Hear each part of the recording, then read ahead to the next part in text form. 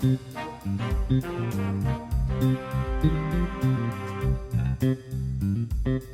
and welcome to Dollars and Cents, the Australia Institute podcast where we're talking about just what the hell is going on in the economy. I'm Elinor Johnston-Leake, the senior content producer here at the Australia Institute, and as always, I'm talking to our chief economist, Greg Jericho. Hello, Greg. Hi, Elinor. How are we going today?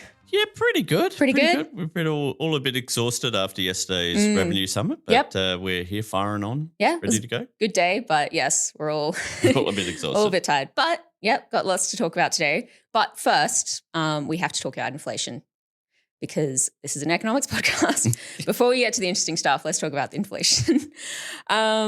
Inflation was up from 2.1% in the June quarter up to 3.2%. And apparently this is called surging. Well, new inflation figures today cast a long shadow over next week's Reserve Bank meeting. Inflation has come in hotter than expected, while the jobs market appears to be cooling. Today, inflation has shot up above all expectations, jumping to 3.2%. This means no relief for households. Even with the very substantial and very sustained progress that we've made together on inflation, a lot of Australians are still under pressure. Underlying inflation was at the top of the target band in the September quarter, and that means we've seen underlying inflation within the target band for multiple quarters, Mr Speaker. Remember, underlying inflation was closer to 5% when we came to office.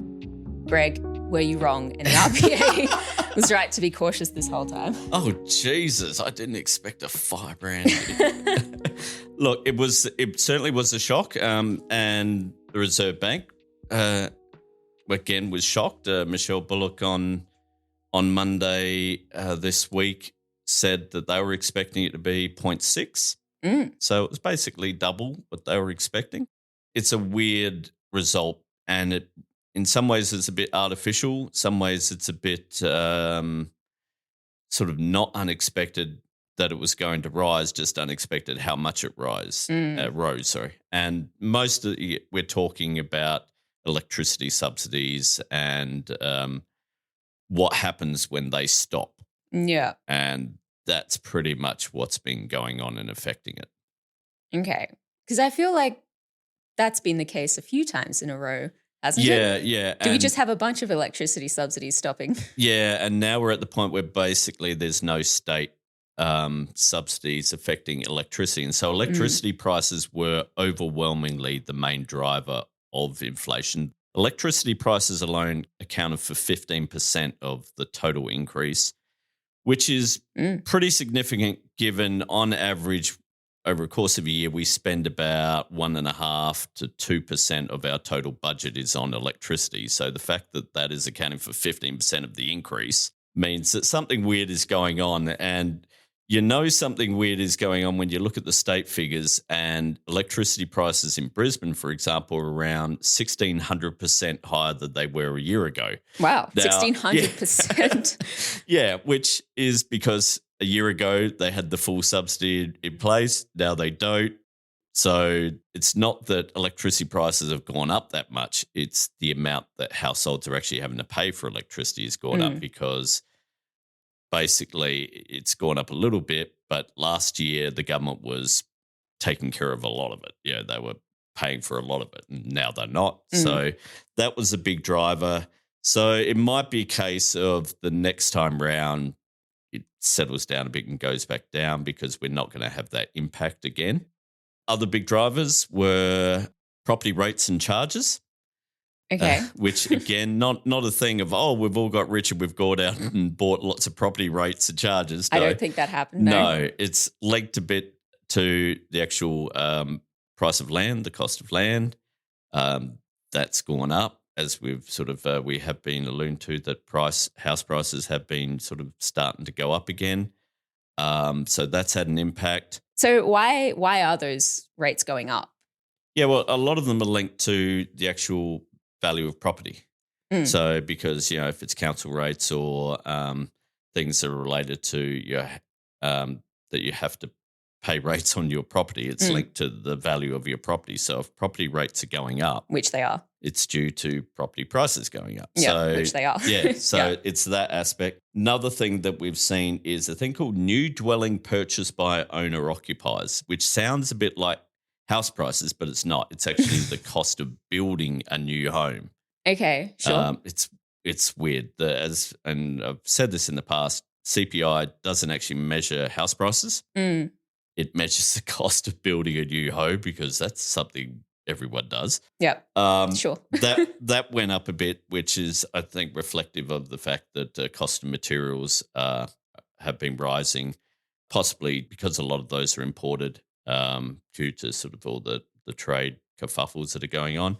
Rents went up a bit. Insurance as well. Gas, another one. Gas prices rose 6.7%. A lot of that's just due to timing. They always go up in the September quarter because of the annual review of sort of gas pricing. And weirdly as well, holiday travel went up. But again, often happens sort of in the September quarter, especially things like international travel, because that's a good quarter to go overseas, as one of us did. Yeah. Oh, no, you went as well, didn't you? To Japan? Last year. Last year. You went to Japan. Okay, so obviously, of course. Well, I don't know. I was away for 5 weeks and nothing else existed during that 5 weeks. Yeah, I just stood in the corner like in the Blair Witch. So I helped contribute to the increase in international holiday prices going up. But yeah, it was also a case of there was a bit of a jump, and again, this is the energy prices really coming in, a bit of a jump in the number of items which had sort of big jumps of over 5% in the past year. And there wasn't a big increase in the number of items whose prices fall. There's always some prices that are falling, like fruit and vegetable prices actually fell, and that's because of seasonal things that are happening, or there's IT stuff that is falling in price because we know generally a lot of IT stuff does fall in price because we're getting new things that have more things, and so in reality what you're paying for now for $100 is much more than you would have got last year for $100, whether it be computers or better headphones or whatever. So generally that type of thing. But what we saw this time around, while there was an increase in the number of items that had sort of big jumps, there wasn't an increase at the other end. And so to sort of balance it out. And so that's that's another reason why there was this pretty unexpected sort of increase. So overall, do you think then that maybe the RBA was right to be cautious then? No, not really. I think like if we look at the underlying inflation, it's 2.9% on one measure, 2.95% on another measure. It's still below 3%. I think this is a bit of I'm not too concerned about inflation being around 3%. It's not about a set go off. It's just gone from last time it was 2.1%, which was, again, somewhat artificially low because of all the electricity subsidies that were in place. And it's a case of unemployment is still rising. Unemployment is going up. The Reserve Bank, I think, is always far too concerned or overly concerned about inflation and not really concerned about its other aspect of its dual mandate, which is full employment. It seems, it's 4.5. If it goes up a bit more, it's okay. Whereas if it gets to, inflation, underlying inflation is now 2.9, 2.5, 2.95%. That's it. Sorry, can't do anything more. But they get really concerned about inflation, just not so much about unemployment. Yeah. And I, again, don't think we're seeing a wages breakout. There's no sense of wages going mad. So what are they trying to counter here? And property rates and charges aren't going to be affected by interest rate rises. Electricity costs are not going to be affected by interest rate rises. So what I've been sort of saying for a while now is the Reserve Bank is constantly looking for reasons not to cut rates. And as a result of these inflation figures, everyone's pretty much agreed that they're not going to cut rates on Melbourne Cup Day. No. The market before the inflation figures came out had about a 60 to 65% chance they were going to cut rates. After the figures come out, it switched. Now there's a 60 to 65% chance they won't cut rates. It was just an instantaneous switch, as much because everyone knows the Reserve Bank looks for reasons not to cut rates, and they've found one. and that counts. Now they can say, oh, yes, we are worried about unemployment, but our main focus is always on inflation. We need to keep that down and we need to stamp it out. And it's like, okay, great. But you were telling us that we need to get 4.5% to keep inflation down, and we've got there, and now you're saying we still need to do more. Just circling back to the energy subsidies, you say that this is sort of the last of the energy subsidies finishing. So then I guess we won't see in the future this sort of not artificial, but this jump after these subsidies finishing. And also, are there any plans for these subsidies to be, any kinds of energy subsidies to be reintroduced? Certainly, I have not read anything at the state level. The federal one is still in place. And you're right, there shouldn't be, there might be still some minor sort of artificial increases, but not much. And certainly we're not going to see, as I say, the 1,600% increase compared to last year in Brisbane and other such rises in Perth, which was another one of the states that had the major subsidies in place. And you should remember, people are like, oh, yeah, why didn't they see this would happen? That, they take them away and inflation rises. When they brought them in, inflation fell and now it's rising. What was the point? And the point was, when these states and then soon after the federal government brought in the subsidies, inflation was at 6%.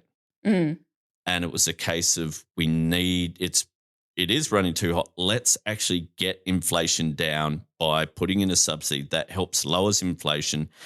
And the way it was planned was that these subsidies would then come off when inflation was low. And now they've come off and inflation's at 3.2%. It was all part of the plan. Yeah. So it's these people saying that it was just a waste of time. It's like, no, this was kind of how it's meant to work. I suspect as well a few people would be, just pretty happy about having some of their energy bills subsidised. Yeah. This is the thing that governments should do when inflation is running hot due to things that have nothing to do with wages growth or anything. Governments should help people cope with those price rises. And that's what the subsidies did. And it also helped lower inflation such that, it kept going down. Yes, people say, it's artificial, but actually, no, it helped take a whole lot of pressure out of the system. Now, the last time inflation was 2.1, it's kind of time to, we don't need to keep subsidising. Bounce back up to 3.2, but there's no sense it's going to go from 2.1 to 3.2 to 4 to, it's not going to let's not freak out. This is all part of the plan. This was kind of what was meant to happen. Hopefully, obviously there's still some other things going on, but overall, most prices, there wasn't huge jumps across the board. It was the fact that we had some fairly abnormal jumps. We didn't have the big price drops. Petrol probably helped sort of keep things up as well. So, don't freak out. But also, as I say, the Reserve Bank's going to say, we're not freaking out and we're going to keep interest rates on hold. And just going back to these price rises being artificial, isn't it all a bit artificial, especially when it comes to things like, the war in Ukraine inflating, gas prices? That's an artificial jump as well, isn't it? Absolutely. It's a case of gas prices, gas companies taking advantage of a war to massively increase their profits. There's so many things in what we buy and sell that is in some ways artificial. Even, property rates and charges. It's not like there's some magical invisible hand doing it. There are government officials and governments who are setting these prices. So, everyone gets a bit caught up in, it was an artificial price cut and everything. It's like, no, that's what governments are meant to do, help people out when things are tough for no fault of their own. The consumer watchdog has launched court proceedings against Microsoft for allegedly misleading approximately 2.7 million Australians over its Microsoft 365 subscriptions. The ACCC alleges the company told Auto Renew subscribers they had to accept the inclusion of the new AI assistant and pay a higher price or cancel their plan. It turns out customers could stay on their existing deal without the co-pilot feature and continue paying the lower cost. Millions of Australian consumers were deprived of the opportunity to make an informed choice. Well, speaking of artificial. Yes. Yes.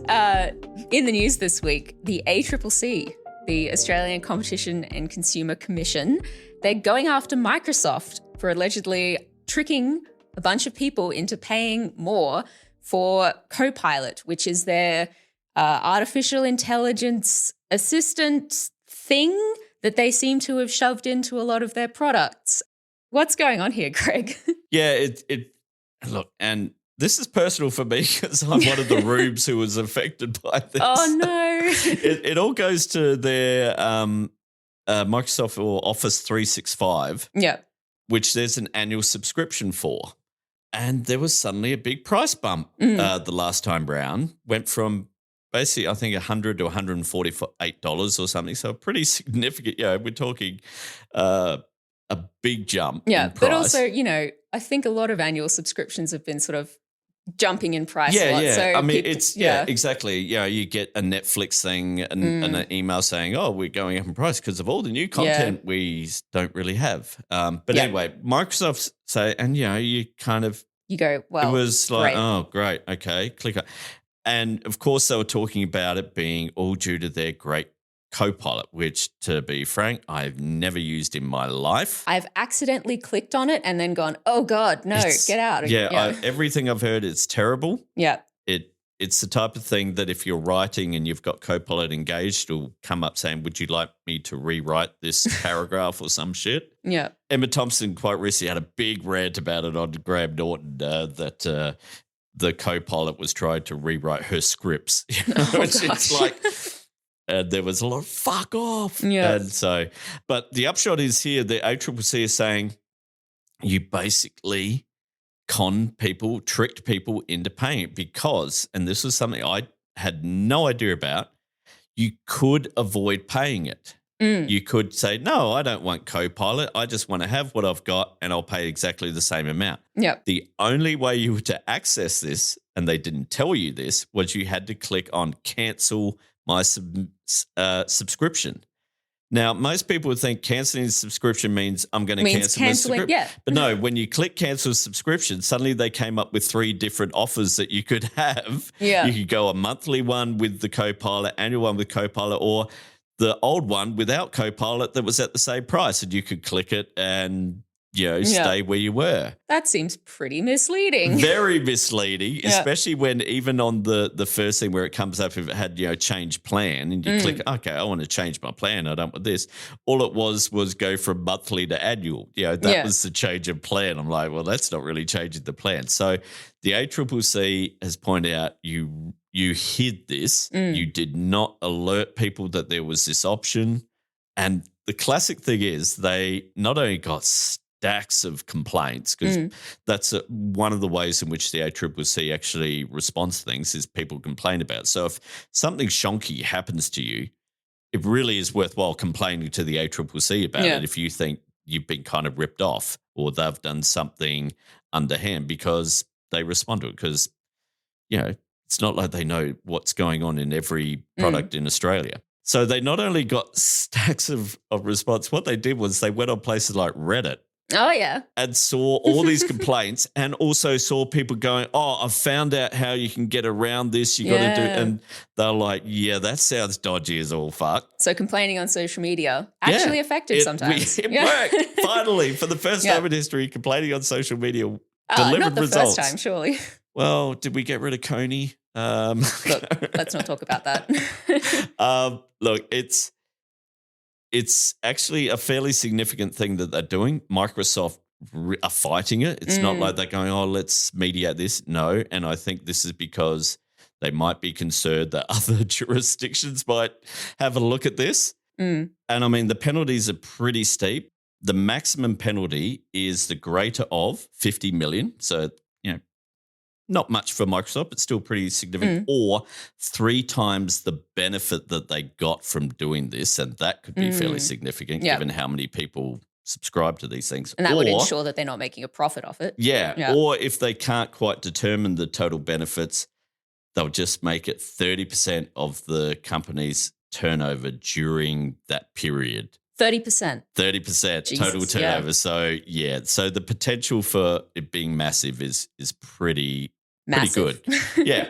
Which makes me think Microsoft might at some point throw out the towel and say, let's negotiate it. But it's, I think, just a really, I mean, the other thing I found interesting about it is it really goes to the heart of this whole AI crock. Yeah. I mean, it's not just Microsoft. A lot of companies are sort of inserting AI where it just doesn't seem to be wanted. There doesn't seem to be a demand for it. You know, there's all these little, AI assistant in like Adobe and all and it's like, why? The crap out of me. Or like AI chatbots that are just, worse than the previous AI chatbot. Like, what does it say about the actual demand for AI? When you have to hide that you are paying for it, they're not sort of offering you the opportunity. When you have to trick people into paying for it. If it was that good, people would be like, oh, yeah, can I have the premium bundle that gives me AI? Because that's one. And it's this whole thing. People don't actually want it. They might use ChatGPT for a bit of fun. They might use it for some things. But overwhelmingly, they don't want to pay for it. OpenAI, which does ChatGPT, is losing stonks of money. We're talking about $13.5 billion US in the first half of this year it lost. Yeah. This is massive amounts of money because, they're getting some revenue, but nowhere near enough to cover the costs. The amount of energy, the amount of technology, the cost to produce these shitty data centers that power all these AIs to give us wrong information and produce, documents that read like they were written by an AI bot is astonishing. And you've got all these companies like Microsoft investing in each other. Microsoft will invest in OpenAI, who are investing in NVIDIA, who are investing in Microsoft, who are investing in, it's not a Ponzi scheme because Ponzi schemes are there's always someone below. This is just a snake eating itself. Someone's actually making money in a Ponzi scheme. And there's a lot of, this is why a lot of people are talking about an AI bubble because, one, there's no demand for it really. Not to justify how much. Not to justify how much has been put in. Yeah. And also the capacity for all these new data centers is really not there because the amount of energy required to power these data centers, we're talking massive amount of energy. And America, Australia, all these other places, we don't really have it. It's not like you can just build a new gas-fired power station or hook it up to the data set. The energy needs to come from somewhere and it's just not physically there. We're not physically capable of producing it. So, but there's all these plans for these things.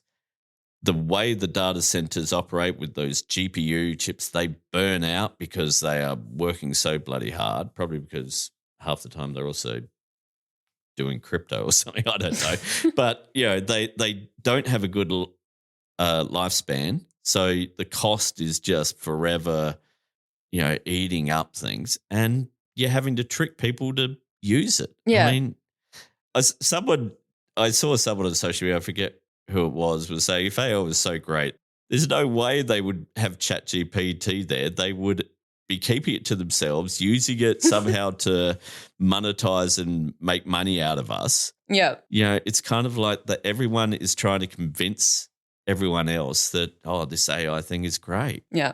But people seem to love it for, I don't know, using it for therapy or a fake boyfriend that's probably terrible in the long term for people's mental health. Yeah, but, tell them, okay, it's going to cost you $20 a month to do that and they'll stop doing it. Most people, yeah. Most people will. And even if it was $20 and a lot of people did, it still wouldn't cover the costs of doing all this. Yeah. And so, Microsoft have put in about $88 billion into AI. You got to recover that somehow. And the ACCC is saying we think you're recovering it by tricking everybody into paying for it when they don't want it. Yeah. And that sounds a bit like a bubble to me. Yeah.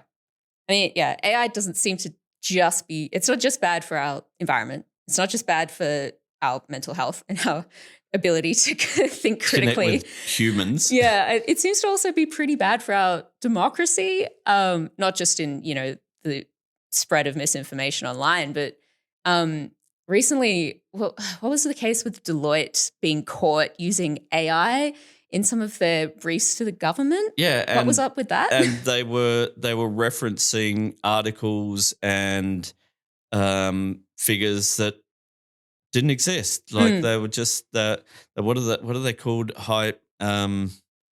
Hallucinations. Yeah, hallucination, which is just lie. It doesn't know. It's not. It doesn't have the capacity to think. It's just like yeah. I mean, a computer programmer on social media I follow point out the whole thing with AI. People think it is producing a briefing note or something like that, and you type in write a briefing note on blah blah blah. What it's really doing is producing something that looks like a briefing note, looks very much like a briefing note, does everything that you would think a briefing note needs to. That doesn't mean it's caring about whether or not it's true. It's going, oh, we need some facts in here. I need to put in an article that looks like an article that would be in a briefing note. So sometimes it creates one because it just gets, it's just gathering all random words basically and putting them in a good order. Yeah. And then when Deloitte's actually paid by the government to create a briefing note and they're making shit up. I mean, we've seen lawyers do this as well. I mean, it'd be like, you're going to rely on chats with your friends by using predictive text. It might be good for the first 3 words, but then after a while, suddenly it goes completely off tangent. And AI might be a tad more sophisticated from that, but in the end, it is just trying to replicate what it thinks you want it to sound like, and it'll keep trying to sound like what you think it wants you to sound like. But that doesn't mean it doesn't care about whether it's right or wrong, just so long as it looks like or reads like it's right. And you have to tell them, are you sure that this is true? And they'll go, oh, yes. It will defend its lies. And, let's pay heaps of money for this and let's have lots of investment for it because that sounds like a really good thing for our society. All right, well, glad you got a rant in about something that wasn't the RBA for once, Greg. Yeah. Also, just for listeners, we had our revenue summit yesterday. Elinor was there the entire day. I was busy writing my column about the Reserve Bank, so I had to dip out.